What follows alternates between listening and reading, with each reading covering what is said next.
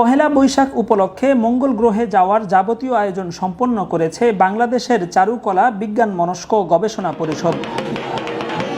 জানা গেছে, করোনার প্রকোপে গত 2 বছর বন্ধ থাকার পর আমেরিকার নাসার সাথে পাল্লা দিতে এবার যে কোনো মূল্যে বিজ্ঞান সমর্থিত মঙ্গল শোভাযাত্রার আয়োজন করা হচ্ছে। আমেরিকার বিজ্ঞানীরা অনেক কিছু আবিষ্কার করে চাঁদ, মঙ্গল গ্রহ, মহাকাশ স্টেশন সহ বিভিন্ন জায়গায় পৌঁছে গেলেও বাংলাদেশের এই বিজ্ঞান মনস্ক সম্প্রদায় এতদিন পিছিয়ে ছিল। কিন্তু আর নয় পিছিয়ে থাকা, এবার পশ্চিমা বিজ্ঞানীদের সাথে লড়াই হবে সমানে সমান। এই প্রতিপাদ্যকে সামনে রেখে পহেলা বৈশাখে আয়োজন হতে যাচ্ছে মঙ্গল শোভাযাত্রার। বাংলাদেশ বিজ্ঞান মনস্ক মহাকাশ গবেষণা পরিষদ থেকে প্রাপ্ত গোপন তথ্যে জানা গেছে, মঙ্গল শোভাযাত্রা মানে মঙ্গল গ্রহের উদ্দেশ্যে যাত্রা। আমেরিকার নাসা, রাশিয়ার রসকসমস, চীনের সিএনএসএ এবং ভারতের মহাকাশ গবেষণা প্রতিষ্ঠান ইসরো এর সাথে টক্কর দিতে এখানে কিছুটা গোপনীয়তা রাখা হয়েছে। তাই মঙ্গল গ্রহের উদ্দেশ্যে যাত্রা হলেও সংক্ষেপে এটিকে মঙ্গল শোভাযাত্রা বলা হচ্ছে। এই গোপনীয়তার উদ্দেশ্য হলো পুরো প্রজেক্ট সম্পর্কে প্রতিদ্বন্দ্বী অন্যান্য মহাকাশ সংস্থাগুলোকে বিভ্রান্তির মধ্যে রাখা, যেন তারা দেশীয় বিজ্ঞানীদের এই প্রজেক্ট ভেস্তে দিতে না পারে। সরেজমিনে দেখা গেছে, বিজ্ঞানীরা মঙ্গল শোভাযাত্রা অর্থাৎ মঙ্গল গ্রহের উদ্দেশ্যে যাত্রার শেষ মুহূর্তের প্রস্তুতি সম্পন্ন করছেন। এই পুরো আয়োজনটির সাথে দেশের শিক্ষিত বিজ্ঞান মনস্ক ব্যক্তিরা জড়িত। তাদের কেউ বসে বসে রকেট বানাচ্ছেন, কেউ বানাচ্ছেন অত্যাধুনিক হেলমেট, কেউ স্যাটেলাইট রং করছেন, কারো দায়িত্ব পড়েছে রকেটের পাংখা বানানোর।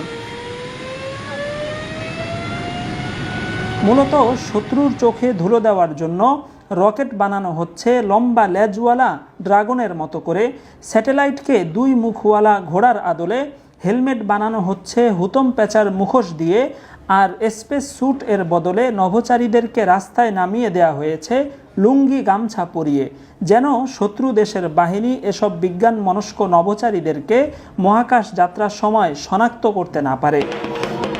ঢাকা ও চট্টগ্রামে চারুকলার 2টি অত্যাধুনিক ল্যাবে রকেট ও মহাকাশ যানের বিভিন্ন যন্ত্রাংশ তৈরিতে ব্যস্ত সময় পার করছেন বিজ্ঞান মনস্ক বিজ্ঞানীরা। তাদের ওয়ার্কশপে বাঁশ দিয়ে নির্মিত মহাকাশ যানের যন্ত্রপাতি জোড়া দেওয়া হচ্ছে।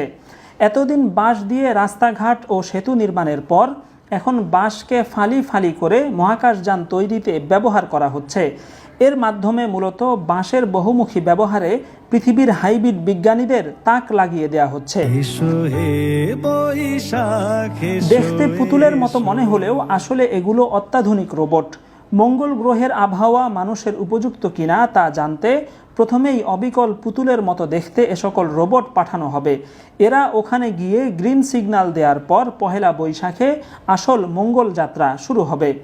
মঙ্গল যাত্রা শুরুর পর মহাকাশে নাসার রকেটের সাথে প্রতিযোগিতা হলে দেশীয় প্রযুক্তিতে চারুকলায় উৎপাদিত এই এলিয়েনের মাধ্যমে তাদেরকে ভয় দেখানো হবে বলে এক বিজ্ঞপ্তিতে জানানো হয়েছে।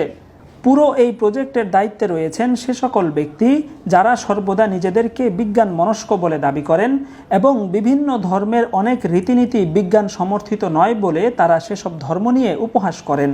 এর পাশাপাশি ধর্মীয় বিধানকে তারা কুসংস্কার ও উগ্রবাদ বলে মন্তব্য করেন। তবে মঙ্গল শোভাযাত্রার এসব কার্যকলাপের সবসময় বিরোধিতা করে আসছে দেশের ধর্মান্ধ মৌলবাদী গোষ্ঠী। তাদের অভিযোগ, মঙ্গল শোভাযাত্রার নামে পার্শ্ববর্তী দেশের ধর্মীয় কালচার এদেশে চালিয়ে দেওয়া হচ্ছে।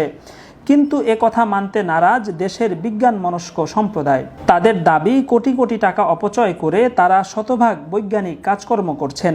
উল্লেখ্য, মৌলবাদী গোষ্ঠীর হুমকি থেকে রক্ষার জন্য মহাকাশগামী নভোচারী বা যাত্রী সাধারণকে 3 স্তরের নিরাপত্তা প্রদান করা হয়ে থাকে।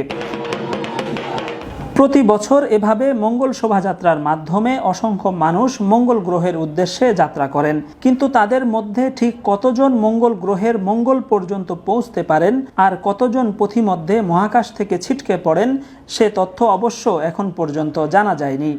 এদিকে অনলাইন ঘেটে দেখা গেছে, বাংলাদেশি বিজ্ঞানীদের মঙ্গল শোভাযাত্রার যে কোনো নিউজে সামাজিক মাধ্যমে হা রিয়েক্টের বন্যা বয়ে যায়। এ সম্পর্কে জিজ্ঞেস করা হলে বিজ্ঞানীরা এদেরকে নাসার দালাল এবং বাংলাদেশের বিজ্ঞান চর্চার বিরোধী বলে আখ্যায়িত করেছেন।